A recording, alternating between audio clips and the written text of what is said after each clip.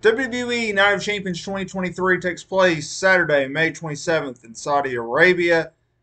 Jeddah, to be exact. It will likely be headlined by the vacant WWE World Heavyweight Title Tournament Finals between Seth Rollins and AJ Styles to crown the new top champion on Monday Night Raw. You also got Brock Lesnar in action and a rare appearance by undisputed WWE Universal Champion Roman Reigns in a tag team title match. So, as everyone knows, top to bottom. So currently, we have 6 matches and no pre-show as usual. So let's get into it.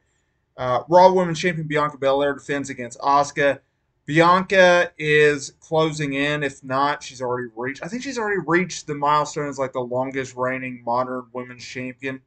Uh, Whatever that stat is, if she surpassed it, I could see Asuka potentially dethroning her, but I don't think they're going to do it here. I think I don't know who the hell's going to dethrone Bianca Belair. Asuka's got a shot, but I think if they were going to do a title change, I don't know if they would have built up Asuka as strongly as they did. Usually, the way that they've been doing things, there's not going to be a title change. Gunther will retain the Intercontinental title over Mustafa Ali. I think it'll be a fine match, but there's no way in hell Ali is winning that title. Trish Stratus versus Becky Lynch. I will go with Stratus because she's the heel in this feud. It's been reported that not only WWE has a lengthy feud in mind for this, but the fact that originally this match was supposed to take place at SummerSlam in August. Now, I think what happened was they're like, hey, we're going to do a long program with these two. And then someone's like, hey, uh, it's May. That's a long time. And so then they just push up the match. So Stratus goes over because you got to have the babyface still chasing.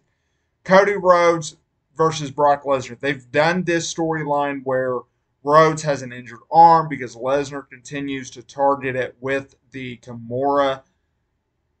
I don't know if this is a way for Rhodes to lose or they're just trying to replicate his storyline last year, which was a storyline that was created out of real life, which was he had a torn pec, he went into Hell in a Cell with Seth Rollins. He worked the match injured, and then he took time off. You are going to need Rhodes on top of the card at live events because he's the biggest star aside from Roman Reigns that they have and Brock Lesnar. So let me rephrase that. He's their biggest full-time star. You're going to need him on live events, so he's not taking time off. I actually think I could see I could see Lesnar going over. He's not advertised for Money in the Bank. I'm going to say Rhodes will define the odds and he will go over Brock Lesnar 3 straight times. I just don't know how you're going to get there. Undisputed Tag Team Champions Kevin Owens and Sami Zayn versus Roman Reigns and Solo Sikoa. I see Owens and Zayn retain the titles. I don't see a reason why you put a third title on Roman because he works a part-time schedule.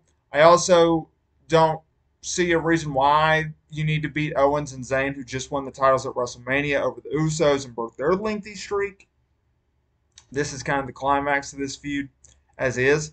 Um, I think that you can do a schmoz finish, whether that's DQ. Either way, the Usos are getting involved in this match. Now, whether or not they cause the DQ or they cause what is most likely, they cause Solo to get pinned. I think that's it because they've already teased separating the Usos from Roman, Solo, and Paul. The bloodline will eventually fold once Solo is no longer aligned with Roman because he's the most loyal guy in the group.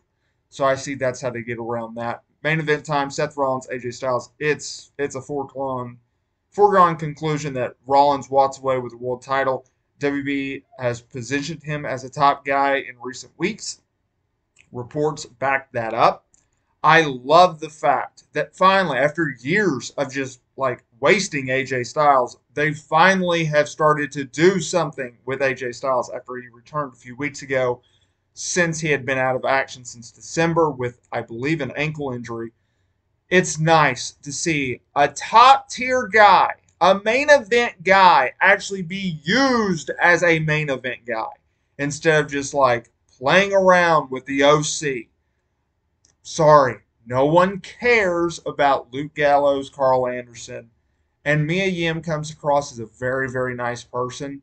WB has not done anything for me to care about Mia Yim. She was used really, really good in NXT. I really liked her character there. I thought her entrance was really, really cool. I thought Impact did a really good job, but no one cares about her on the main roster right now. Seth Rollins goes over. Let me know down in the comments area below whether or not you agree with me. Am I just out of my mind? Let me know.